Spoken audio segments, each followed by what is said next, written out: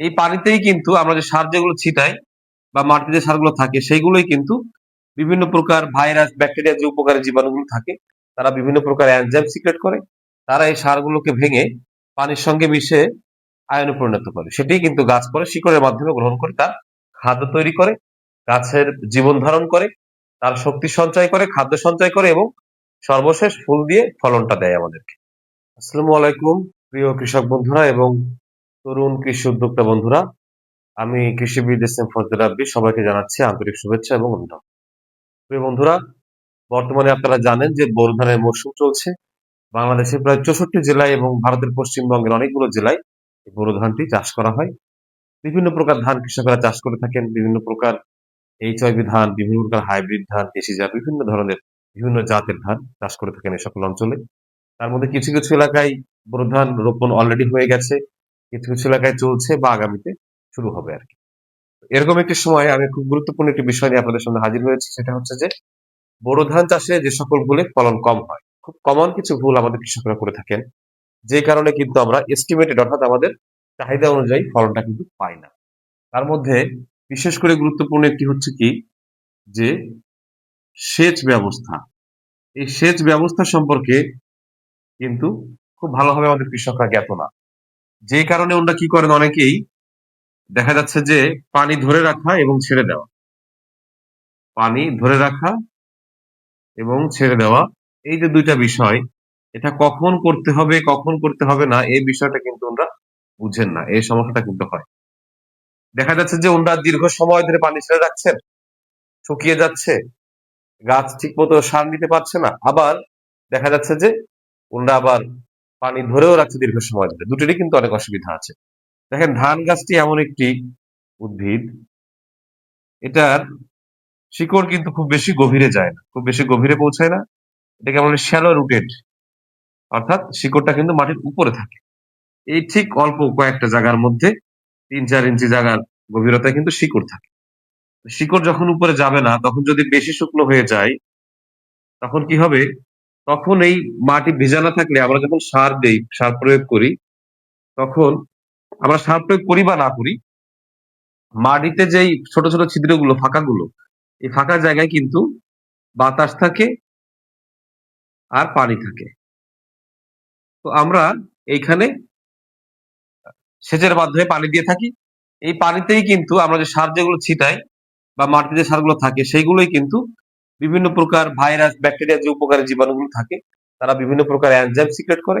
তারা এই সারগুলোকে ভেঙে পানির সঙ্গে মিশে আয়নে পরিণত করে। সেটাই কিন্তু গাছ পরে শিকড়ের মাধ্যমে গ্রহণ করে তার খাদ্য তৈরি করে, গাছের জীবন ধারণ করে, তার শক্তি সঞ্চয় করে, খাদ্য সঞ্চয় করে এবং সর্বশেষ ফুল দিয়ে ফলনটা দেয় আমাদেরকে।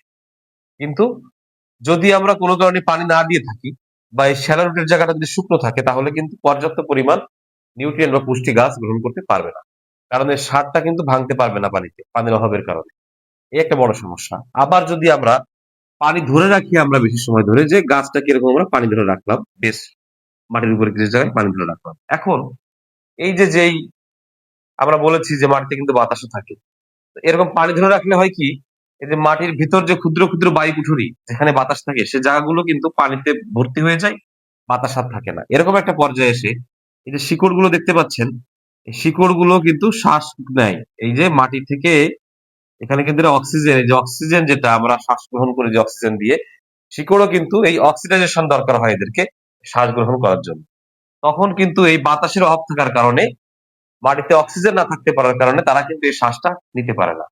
যখন তারা শ্বাসটা নিতে পারে না, শিকড় অনেক ক্ষতিগ্রস্ত হয় এবং শিকড়ের শরীরে এই যে যে পর্দাগুলো, শিকড়ের উপর যে পর্দা, চারপাশে যে সেল ওয়াল বা আমরা কোষ পর্দা বলি, এই পর্দা এখানটা কিন্তু লিপিডের তৈরি। এই লিপিডটা সিনথেসিস হয়, যখন লিপিড সিনথেসিস হয় তখন এই লিপিডটা আক্রান্ত হয় এবং এখানে ক্ষত সৃষ্টি হয়। আর ক্ষত সৃষ্টি হয়ে গেলে কি হয় জানেন, আয়ন লিকেজ নামে একটা বিষয় ঘটে। এই যে আমরা সারগুলো দিই এখানে, যেমন ধরেন যে পটাশিয়াম, তারপর হচ্ছে এই যে নাইট্রাইট ফর্মে যে নাইট্রোজেন থাকে, তারপরে হচ্ছে ক্যালসিয়াম থাকে, জিঙ্ক থাকে। এই যে যেই সারগুলো আমরা দিই সেখান থেকে যেই পুষ্টিগুলো আয়ন আকারে থাকে, এইগুলো তো শিকড়ের মাধ্যমে পানি সহ এটি তুলে নেয় উপরের দিকে। অসমোসিস নামে একটা প্রক্রিয়ার মাধ্যমে শিকড় পানিটা গ্রহণ করে, সেভাবে তুলে নেয়। কিন্তু যখনই এই পর্দাটা ক্ষতিগ্রস্ত হয় তখন আয়ন লিকেজ হয়, অর্থাৎ তুলে নেওয়ার পরেও হাঁস যেমন খাবার খেলে আপনারা দেখেন যে মুখের ভিতর দিয়ে খাচ্ছে কিন্তু পাশ দিয়ে আবার বের হয়ে পড়ে যাচ্ছে, পানি খেতে গেলে খেয়াল করে দেখেছেন আপনারা। সেই একইভাবেই এক পাশ দিয়ে শিকড় হয়তো গ্রহণ করছে, আবার ঠিক আরেক পাশ দিয়ে বের হয়ে চলে যাচ্ছে, একে বলা হয় আয়ন লিকেজ। আয়ন লিকেজ হয়ে গেলে কিন্তু আর আয়নটা গাছ নিতে পারে না, পুষ্টিটা গাছ গ্রহণ করতে পারে না। তখন কিন্তু গাছ আর পর্যাপ্ত খাদ্য তৈরি করতে পারে না, গাছ দুর্বল হয়ে যায়, নানা রকম রোগ ব্যাধিতে আক্রান্ত হয়ে যায়, আর অনেক রকম সমস্যার সৃষ্টি হয়। তখনই কিন্তু গাছে বিভিন্ন প্রকার রোগ বালাইয়ের আক্রমণ হয়, বিভিন্ন প্রকার ছত্রাকের আক্রমণ হয়, বিভিন্ন প্রকার ব্যাকটেরিয়ার আক্রমণ। তাহলে এই পানি ধরে রাখা এবং শুকনো রাখা, এটা কখনো কখনো ধরে রাখতে হয়, কখনো কখনো শুকনো রাখতে হয়। এই ভুলটা করে ফেললে কিন্তু তখন এই গাছ তখন রোগের দ্বারা আক্রান্ত হবে, বিভিন্ন প্রকার ছত্রাক এবং পোকার আক্রমণের শিকার হবে, কারণ কি গাছটা দুর্বল থাকবে। প্রক্রিয়াটা আমি বুঝিয়ে বলে দিলাম যে কেন গাছটা দুর্বল থাকবে আর কি কারণে এরকম করলে সহজে পোক এবং ছত্রাকের আক্রমণটা ঘটে। যখন পোকামাকড় এবং ছত্রাক এখানে আক্রমণ করবে তখন হবে কি, এই যে গাছের ভিতর যেই টিস্যু বা কোষগুলো আছে তার মধ্যে শিকড় থেকে পানিগুলো ফ্লোয়েম টিস্যু নামে এক প্রকার টিস্যু আছে, যে টিস্যুর মাধ্যমে এই পাতা শিরা উপশিরা এ পৌঁছে যায়, এবং সেইভাবেই কিন্তু এইখান থেকে প্রয়োজনীয় পুষ্টি দ্রব্য গ্রহণ করে পাতা তার ক্লোরোফিলের সাহায্যে সূর্যের আলোকে কাজে লাগিয়ে খাদ্য তৈরি করে। কিন্তু যখনই দেখা যাবে যে এই গাছে ছত্রাক বা পোকার আক্রমণ হয়েছে, তখন এরা করে কি, গাছের যে টিস্যু যেই কোষগুলো এইখানে যে তারা বাসা বাঁধে, এবং বাসা বেঁধে এই কোষগুলো খাওয়া শুরু করে।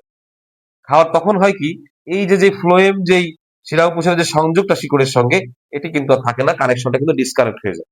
তারা টিস্যুটা খেয়ে ফেলে এই কানেকশনটাকে বন্ধ করে দেয়। তখন কি হয়, তখন এই কানেকশনটার কারণে এই প্রয়োজনীয় পানি এবং খনিজ লবণটা পাতার উপর যেতে পারে না, যে কারণে দেখবেন যে পাতা উপর থেকে শুকিয়ে আসছে বা মারা যাচ্ছে। এরকম করতে করতে কিন্তু গাছটি একসময় অনেক বেশি দুর্বল হয়ে যায়। তার পাশাপাশি এরকম ছত্রাকার ব্যাকটেরিয়া এবং পোকামাকড় তারা কি করে, এক প্রকার ফাইটোটক্সিন এই সিক্রেট করে গাছের ভিতরে। যখন এই যে ফাইটোটক্সিন তারা সিক্রেট করে, এই ফাইটোটক্সিন গুলো নানা রকম ক্ষতিকর কেমিক্যাল থাকে, তারা কিন্তু গাছের এই যে ফটোসিনথেসিস প্রক্রিয়া, অর্থাৎ যে প্রক্রিয়ায় গাছ খাদ্য তৈরি করে, এই প্রক্রিয়াটিকে বাধাগ্রস্ত করে। তার পাশাপাশি কোষগুলোকে দুর্বল করে ফেলে। গাছের যে খাদ্য তৈরির মূল জায়গাটা, যাকে বলা হয় মাইটোকন্ড্রিয়া, সেই মাইটোকন্ড্রিয়া কিন্তু আক্রান্ত হয়, এবং গাছ আর খাদ্য তৈরি করতে পারে না, বা ঠিক মতো তার শ্বসন কার্য চালাতে পারে না, রেসপিরেশন চালাতে পারে না। এই যে বিভিন্ন গাছের শরীরবৃত্ত প্রক্রিয়াগুলো, সেগুলো কিন্তু আর সে সঠিকভাবে পরবর্তীতে সম্পন্ন করতে পারে না। তখন গাছ একসময় এসে মারাও যেতে পারে। তো এইভাবে হচ্ছে রোগ জীবাণুর আক্রমণ গুলো আমরা নিজেরাই করে ফেলি, মানে ডেকে আনি আমার সাথে। বড় একটা ভুল কি হয়, এই যে ওষুধের প্রয়োগ ঠিক মতো না জানার কারণে। সঠিকভাবে আমাদের মানে কৃষকরা জানেন না যে সঠিক এক্সাক্টলি রোগটা কি। গাছে কোনো এক প্রকার পচা দেখলেই আমরা বলি পচলা রোগ বা পচা রোগ, কিন্তু সেটা তো অনেক অনেক প্রকার ছত্রাক গাছকে আক্রমণ করতে পারে। বিভিন্ন প্রকার রোগের লক্ষণও কিন্তু বিভিন্ন রকম। এই লক্ষণগুলো সম্পর্কে জানেন না যে কোন রোগের কি লক্ষণ, এবং সবগুলো রোগের কিন্তু আলাদা ওষুধ রয়েছে। এই যে ওষুধগুলো আপনারা বলেন, বিভিন্ন প্রকার ছত্রাকনাশক কীটনাশক স্প্রে করেন, প্রত্যেকটা পোকার আক্রমণের জন্য আলাদা ওষুধ আছে, প্রত্যেকটা রোগের আক্রমণের জন্য আলাদা ওষুধ আছে। সেটা না করে আপনারা যেটা করেন, যে ওষুধের দোকানদারের কাছ থেকে খুব পাওয়ারফুল একটা ওষুধ নিয়ে চলে আসেন, বা একাধিক ওষুধ নিয়ে চলে আসেন, যেইগুলো আসলে ঠিক এই রোগের না, বা এই রোগের গুলো থাকলেও থাকে, না থাকলেও না থাকতে পারে। অনেকগুলো ওষুধ আপনারা একসঙ্গে স্প্রে করে দেন। এতে করে কিন্তু গাছের উপরে চাপ পড়ে, গাছের এই যে পাতার কোষগুলো মারা যায়, গাছ অনেক বেশি ক্ষতিগ্রস্ত হয় কেমিক্যাল ইফেক্টের কারণে, এবং দিন শেষে কিন্তু আপনার ফলনটা কম পান। সেটা না, সঠিক রোগটা নির্ণয় করা এবং ঠিক সেই রোগের জন্য যে ওষুধটা সেটা দেওয়া উচিত। তাহলে আপনি সঠিকটা জানলে আপনি যে ওষুধটা কিনবেন ওটারও দাম কম পড়বে, এবং পরিমাণও কম দেওয়া লাগবে, গাছও ক্ষতিগ্রস্ত হবে না, আপনার পরিবেশটাও ঠিক থাকবে। পাশাপাশি অতিরিক্ত কেমিক্যাল ব্যবহারের কারণে কিন্তু আপনার মাটি নষ্ট হয়। এই মাটিতে যে উপকারী ব্যাকটেরিয়া গুলো থাকে, ছত্রাক গুলো থাকে, সেগুলো মারা যায়। যখন মাটির উপকারী ছত্রাক ব্যাকটেরিয়া মারা যায়, তখন কিন্তু মাটির এই সার ধারণ ক্ষমতা কমে যায়, ঠিকমতো সার ভাঙতে পারে না, গাছ সার নিতে পারে না, খরচ হয় অনেক বেশি, উৎপাদন হয় অনেক কম। আবার কি হয়, এই ক্ষতিকর ছত্রাক এবং ব্যাকটেরিয়া মারা যাওয়ার কারণে, পোকাগুলো মারা যাওয়ার কারণে, তখন মানে উপকারী গুলো মারা যাওয়ার কারণে ক্ষতিকর কীট পতঙ্গ এবং ছত্রাক ব্যাকটেরিয়ার আক্রমণটা বেশি দেখা দেয়। সব দিক দিয়ে ক্ষতি হয় এই কাজে। সুতরাং সঠিক রোগটা চিহ্নিত করা, এবং ঠিক তার জন্য ঠিক সঠিক যে ওষুধটা সেটাই দেওয়া। একটা ওষুধ দিলে যথেষ্ট, বেশি দরকার নেই। সেটা করলেই কিন্তু গাছ সুস্থ হয়ে যাবে।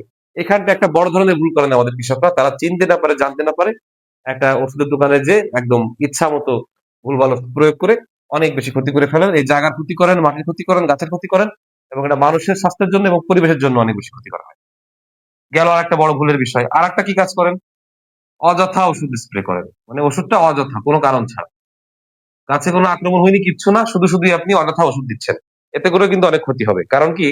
এই ধান চাষের ক্ষেত্রে কিন্তু বোরো ধান বলেন, আউশ ধান বলেন, আমন ধান বলেন, যে ধানই বলেন বা যেকোনো ফসলেই অনেকগুলো উপকারী পোকা থাকে। এই উপকারী পোকাগুলো নানাভাবে আমাদেরকে উপকার করে থাকে। তারা মাটির উর্বরতা বৃদ্ধি করা, আবার অনেক ক্ষতিকর ছত্রাক, তারপরে অনেক ক্ষতিকর যে পোকাগুলো আছে সেগুলোকে আবার এই পোকাগুলো খেয়ে মেরে ফেলে। সেটা আপনারা যখনই আপনারা ভুল বা বিনা কারণে আপনারা অযথা কীটনাশক ব্যবহার করেন গাছে, তখন কি হয়? তখন এই উপকারী পোকাগুলো মারা যায়। আর উপকারী পোকাগুলো মারা গেলে তখন এই ক্ষতিকারী পোকার সংখ্যা আরো অনেক বেশি বেড়ে যায়। ঠিক একইভাবে ভুল ছত্রাকনাশক ব্যবহার করার কারণে উপকারী ছত্রাকগুলো মারা যায়। ভুল অ্যান্টিবায়োটিক ব্যবহার করার কারণে উপকারী ব্যাকটেরিয়াগুলোও মারা যায়।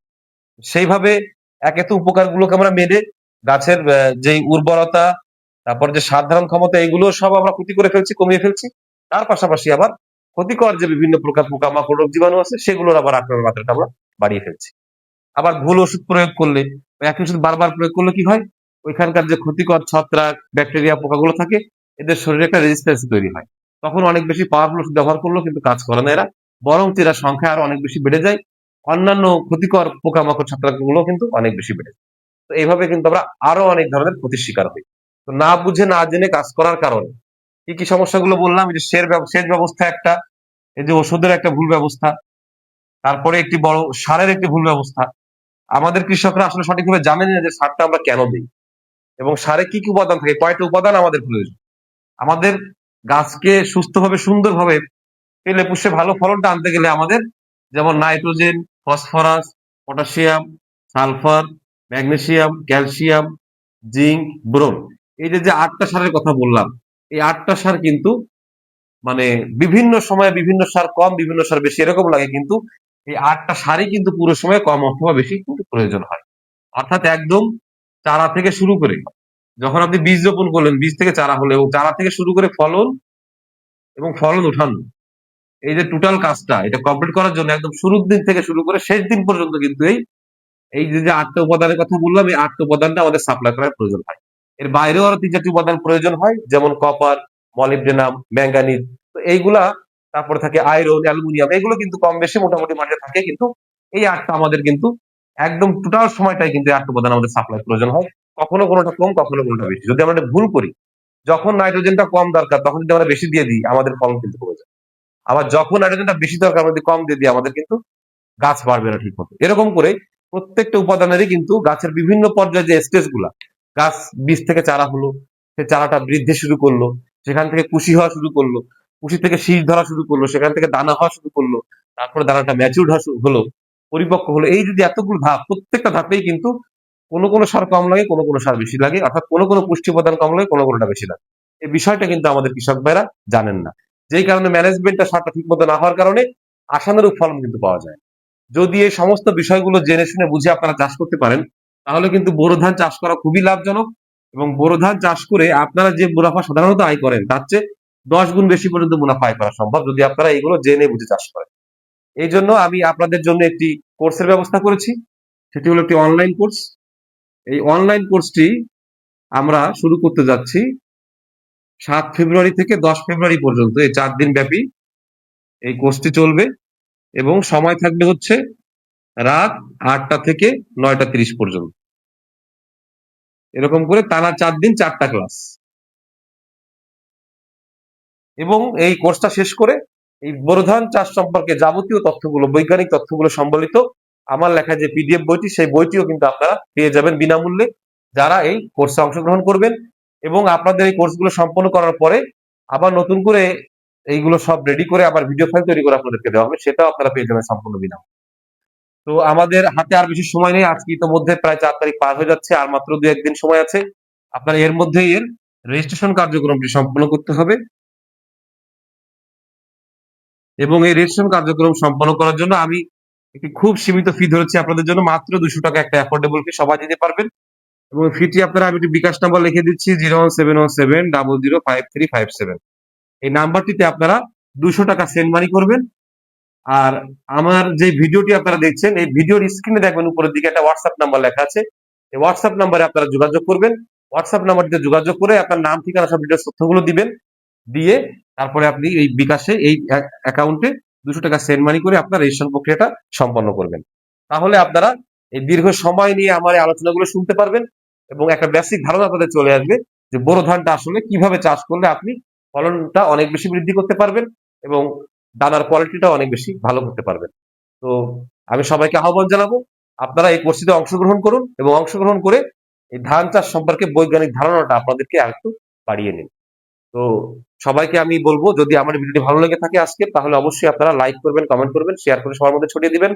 আমার চ্যানেলটির সঙ্গে থাকতে গেলে অবশ্যই চ্যানেলটিতে আপনারা সাবস্ক্রাইব করবেন। আর কোনো কিছু বুঝতে বাকি থাকলে বা জানার হলে আমাকে কমেন্ট করবেন, আমি অবশ্যই আপনাদেরকে রিপ্লাই দিব। সবাই সুস্থ থাকবেন, ভালো থাকবেন, আমার জন্য দোয়া করবেন। আল্লাহ হাফেজ।